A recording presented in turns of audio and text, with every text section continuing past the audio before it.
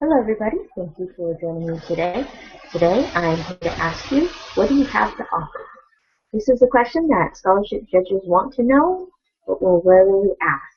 And in an attempt to find out, they might ask you a whole lot of other questions to find out about your interests, why you're interested in a career, a field, what set you down that path, why are you going to be good at it, and what do you want to accomplish during your career.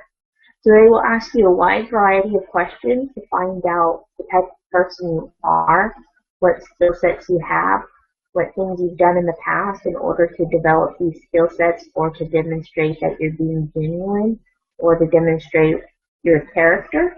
So they're going to ask all of these different questions, and then in their minds they're going to put them together like a piece of a puzzle to see what is the overall picture. And the reason being is that they're investing in you and they want to see a return. They want to see an outcome. They want to know, what do you have to offer society? What are you going to do with your education to help improve a particular situation?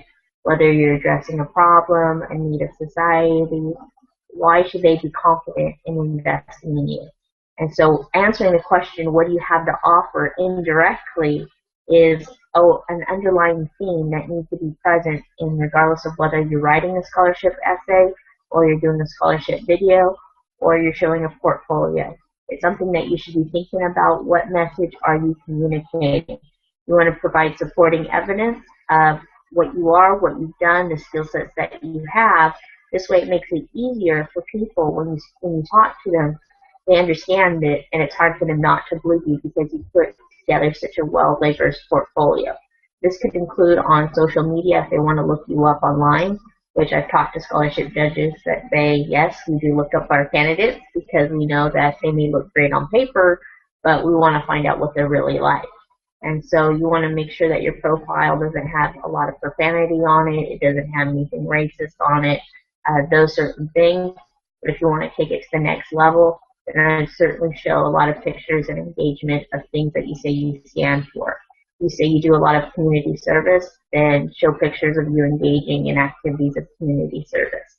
If you've been through trials and errors and that's part of why you're explaining why you deserve the money, show pictures of that. Show pictures that support your story and what you're going through. So one of the ways to stand out, as this card demonstrates, is you're going to have a lot of people who are asking for money, but you're going to have a very few people who are going to explain what they contribute to society, as far as, and it doesn't have to be just volunteering. I think that's one of the biggest mistakes people make, is thinking that, oh, they have to volunteer a lot of hours in order to put something on an application. I know that when I was going to high school, I was certainly encouraged to volunteer, especially a lot during the holiday seasons, because I know it would look good on an application, whether it was a college application or a scholarship application. And for me, that didn't feel right because I didn't want to do it just for that reason. And there are a lot of other great reasons to volunteer. And as a kid, I didn't have a lot of time to volunteer because I spent a lot of time being bussed around the city to different schools. So it limited the amount of time I did have to volunteer. I did volunteer when I could, but that wasn't the major part of my story, which brings me up to my next point, is what you have offered in the past versus what you will offer in the future. And so one of the approaches that I took is I decided to focus on the future rather than the past. I knew that I didn't have a lot to compete with as far as other candidates, as far as past experiences and volunteering. So I talked about what I would do in the future. What are some of the goals that I wanted to provide? What are the things that I wanted to do for the community? I know that employment is a big topic for a lot of people, especially since I grew up in an area where there's a lot of agriculture, so there's a lot of positions where there's not a high opportunity to move up because there's a lot of work in the field, and I didn't want to work in the field, so I wanted to help explore that issue and provide some solutions towards it. And so I talked about things that I was doing. I was reading business books, I was being active, I was doing other things. And by listing the books that I was reading, things that I was engaging in, and things I did volunteer in, they all supported what I was saying about me being interested in business. I volunteered for the nonprofit organization, Central Valley Business Incubator. You know, if you combine that with the books and pictures, and you know, when you volunteer a lot and people decide to write an article for you, it provides a wide variety of proof that you can include when you're writing an essay or presenting yourself to say, see, I have all of this supporting evidence that I'm not just saying what I'm doing, but I'm really living and doing what I say I'm doing.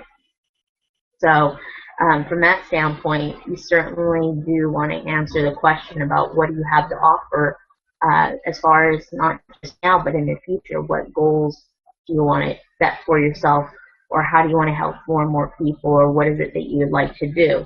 So by clearly stating what it is you want to accomplish, and then following up with how are you going to build your skills.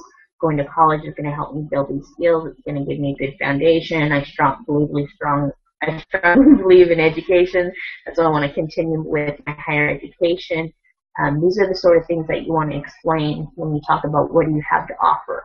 I have the passion and the commitment to offer a lot of different things, but at the same time, I need coaching and mentoring, and that's what I'm hoping to get from college, and that's why I want to go. And that's why I'm asking for your help as a scholarship judge. Please award me this money so that I can continue with my career path and accelerate it even faster. So those are some of the things that you want to think about. And the other thing I will say is when you approach this topic, you also want to approach it from these 4 areas, which is the head, the heart, the hands, and the soul. So when you're talking about it, give examples from each. A lot of times people logically understand something. A lot of times statistics, facts, people understand that, people get it. When you talk about the heart, that's why do you want to do it? What creates you to be passionate about this? Why is this something that you care about, or what's your feeling? The hands have to do with the action. What action are you going to take to make things happen, to reach your goal? And the soul is your purpose. Why are you doing this? I know the purpose can sound a little bit like your feelings, but your purpose really takes it to another level. It's really why are you going to continue on this path regardless of how the ups and downs that you might go through. Not just easy, but when you come across something that might be a challenge, what's your mission? What's going to get you through to the end? And those are some of the things that people really would like to hear. So in this next video, I will talk to you a little bit about the scholarship essay that I am producing. I don't have very much time on this video left now, but I will do a quick overview and do a screen share so you can see that some of the processes that I have gone through. And if we scroll down to the bottom, we'll see that I have implemented the 4 different strategies that I was just telling you about as far as how to use the head, the feelings, the hands, and the soul. That should be heart instead of feeling. Heart. So in the next video, I will go into more detail as far as actually how do you implement what I just taught you in the writing process. And as you can see, I break it down so you can see where I started and where I'm going. So I just want to give you a view as far as the process that I go through when I'm writing. This way you can get a better understanding of how I write, some of the things that I would do, say, how do I organize my thoughts? And then you can follow the same pattern when you're writing, when you're talking or expressing yourself as well.